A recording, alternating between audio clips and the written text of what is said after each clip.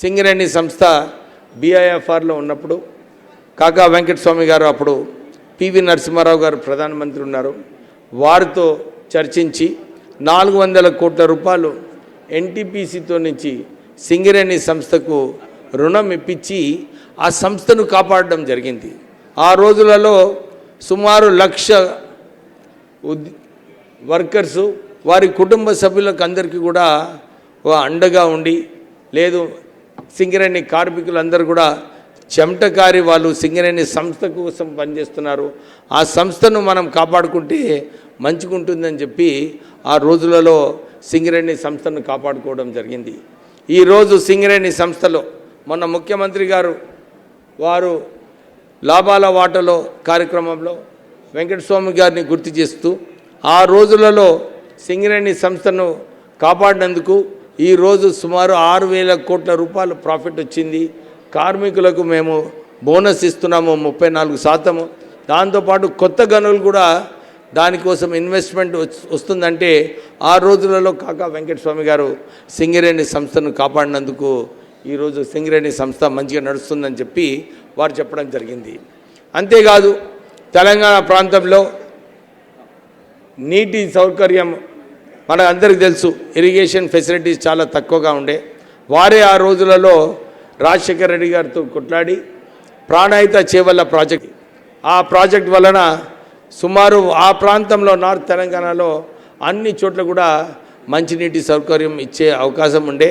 కానీ TRS ప్రభుత్వం వచ్చిన తర్వాత ప్రాణహిత చేవలని రద్దు చేసి మొన్న కూడా మేము ముఖ్యమంత్రి గారితో ఇదే కోరినాం. ఈ ప్రాణహిత ఏదైతే ఉందో ప్రాజెక్ట్ తుమ్మిడిహట్ట నుంచి మళ్ళీ దీన్ని రివైవ్ చేయాలి. ఈ ప్రాజెక్ట్ని మళ్ళీ ఈ నార్త్ తెలంగాణలో ఆదిలాబాద్, కరీంనగర్ ఈ ప్రాంతాలకు సాగునీటి కావాలనుకుంటే ఈ ప్రాజెక్ట్ మంచిదని చెప్పి వారిని కోరడం జరిగింది.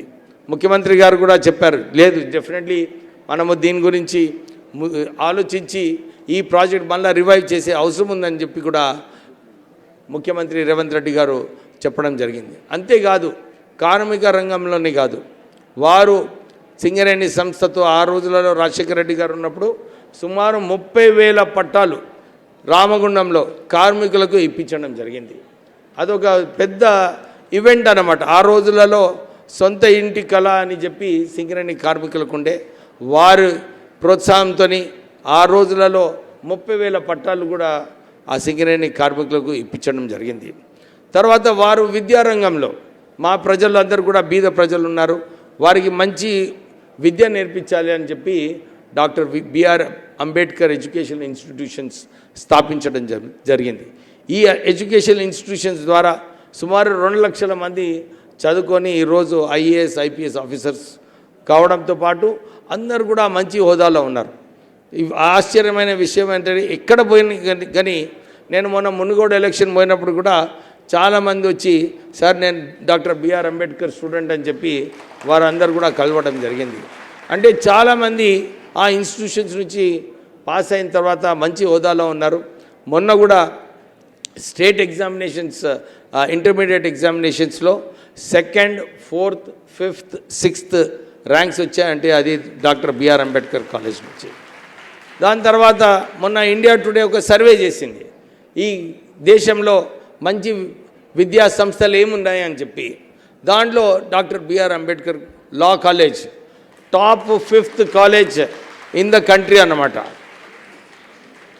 వాల్యూ ఫర్ మనీ ఆ కేటగిరీలో doctor BR Ambedkar law college 5th స్థానంలో రావడం జరిగింది. అంటే కాకా వెంకటస్వామి గారు అన్ని రంగాలలో మన పని చేయాలి, ప్రజలకు మేలు చేయాలని చెప్పి ఆ ఆలోచనతోని కాకా వెంకటస్వామి గారు పనిచేశారు. వారు ఈరోజు 96వ జయంతి సందర్భమున మళ్ళొకసారి మాకు కూడా, ఎందుకంటే వారి లెగసీ ముందుకు నడపాలి, వారి ఆశయాలు ఏదైతే ఉన్నాయో అవన్నీ కూడా సరిగా నడిపించి ప్రజలకు మేలుగా పనిచేయాలని చెప్పి ఆ ఆలోచనతో మేమందరం కూడా పనిచేస్తున్నాము.